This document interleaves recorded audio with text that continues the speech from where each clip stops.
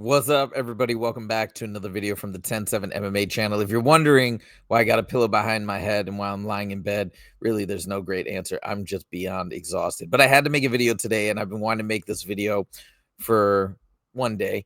But it was something that I really want to talk about. It involves Darren Till, legend of the game, somebody who's no longer in the UFC, but he's still in the mix with combat sports. He's been boxing for Misfit. He actually had a pretty cool victory not too long ago. So he's in the mix. He's talking a lot of smack, getting people riled up, and he's kind of become the star of Misfits in a lot of way, which is fantastic because this guy is sorely missed in the UFC, at least by me.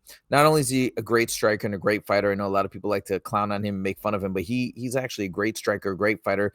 Fought Drickus, gave Drickus a run for his money, even though he lost. People seem to forget that or want to remember that fight in a different way, but he definitely had his moments of success. Actually made a video stemming from a video about that the Weasel made about DDP's vulnerabilities in grappling and whatnot. One of those fights that was showed was him fighting Darren Till. Anyways, I digress. My point of this video is to highlight Darren Till and the legend that he is in the lead up to fights, in his interviews, because he says what's on his mind. I've said this many times on the channel. What makes a star in the UFC is often the ability to just simply be yourself, be authentic, be real, and not have to think too much about what you're saying. Just let it all hang out. But Darren Till has that. Plus, he's funny.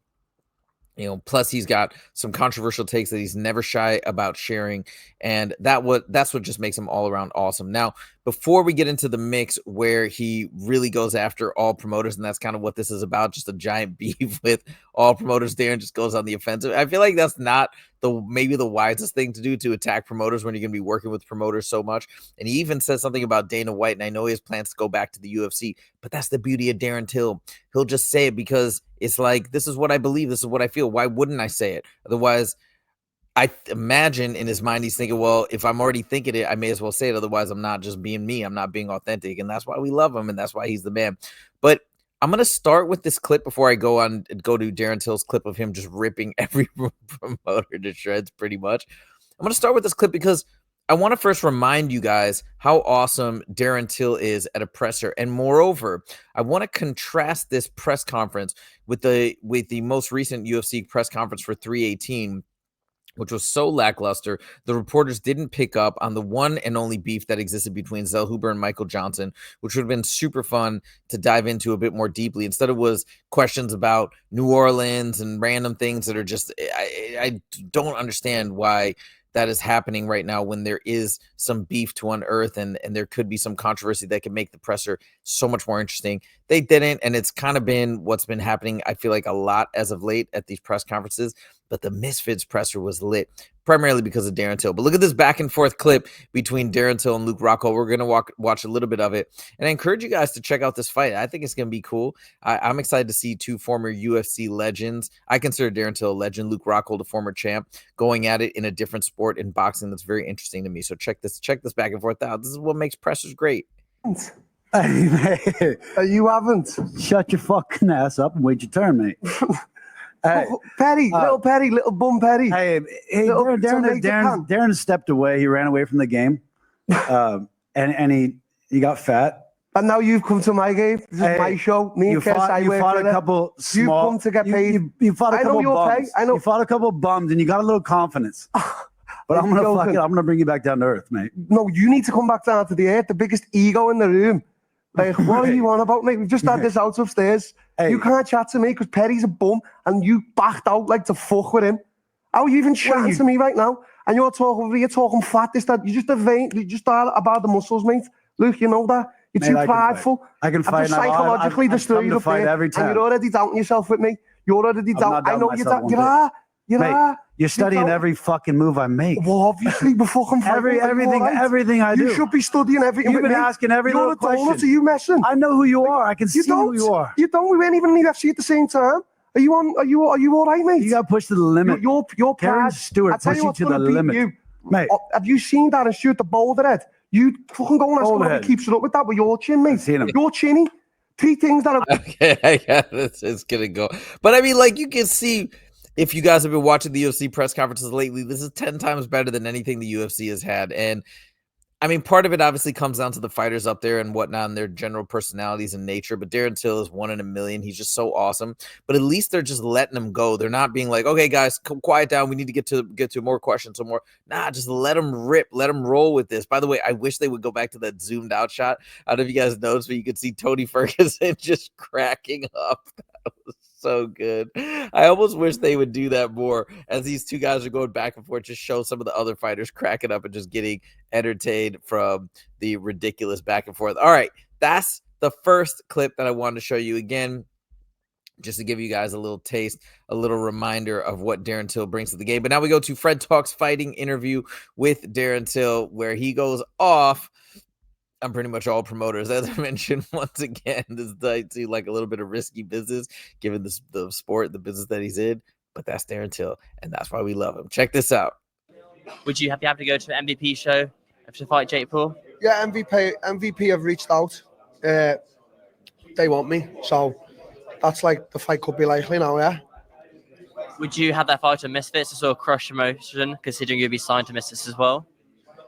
It'd be a co-promotion, wouldn't it? The Misfits would never allow it if I was under contract with them. And MVP, they like to be the big dogs. Nikisa, he's got a big old ego, hasn't he? I don't know where that ego comes from, but yeah, it'd have to be a co-promotion. Why? What has Nikisa said to you? No, it's not what he said. It's just, it's the ego in it. I don't know where the promoters get the ego from half the time. When you look around at like your Eddie Hearns and your Frank Warrens, and it's like you can see that they think they're more important than the fighters, but they've never laced a glove in their life. I struggle psychologically, mentally to figure out where them egos come from. That's what I struggle with. Does Mams have her ego? No. A little bit, but no. Mams, I'll be honest with you, Mams is a motherfucking G. She's actually a cool dude. Real cool. So he's the only promoter that you get on with behind the scenes. So you got Mams, David Feldman and BKFC. He's got no ego. Dana's ego's obviously can't even fit on this planet, but he's still sound. Yeah, Nikisa. Yeah, they've all got I would say, and the PFL owners, they don't have an ego. So there's only a few. All right, we'll wrap this up here. We've got to get moving on. But Darren, thank you. Dano's ego can't fit on the planet. That's so cool. But he then qualifies a little bit. Hey, but Dana's still sound. That's what I think a lot of the Brits say, folks from his area. When they say sound, it means, hey, he's all right, he's cool, whatever. At least that's my interpretation. So he's still giving Dana his flowers, I guess, to some extent. And I think he probably gets along with Dana despite how he feels. But I love that. Just throws it all out there. How do these guys have such big egos? They never lace up the gloves. Like, he just lets it all hang out. Is it true? Is it not? I have no idea. I've never dealt with any of these, at least these bigger level promoters. All the promoters I've ever dealt with in the regional shows are all awesome. And, look, we all have egos. I have an ego. This is what's part of life and part of being on this planet. So maybe some are a little bit bigger than others. It is what it is. Also, some people have much larger responsibilities. Dana White has a million things probably on his plate. So maybe it's not always even ego. It's just he's got that personality that is necessary to do what he needs to do and be successful. So it is what it is. But I just thought it was funny. Think about it. What fighters would have the balls to come out and say what he's saying without fear of not getting signed for shows or not getting recruited to fight for these promotions? But he doesn't care. And I think the promoters probably respect the fact that he's saying this because he's not doing it to poke or to do prod or be negative necessarily. He's just doing it because that's how he feels and he doesn't want to hide anything. I don't know. I respect it. I think Darren Till's the man. Watch this fight. I think he's gonna beat Luke Rockhold too. I think Darren's just a striker, man. I don't know. And he's already been having a couple boxing matches. I think he's gonna smoke Luke Rockhold for sure. That's my thoughts. Anyways, let me know what you guys think in the comments. Do you also find this funny? Do you find this interesting that Darren Till goes off like this? Let me know. For some of you newer UFC fans who maybe even came on recently after Darren Till was out of the UFC, now you're getting a little taste of what Darren Till brings to the table. What do you think? What do you think of his trash talk? What do you think of his back and forth? What do you think of his interviews?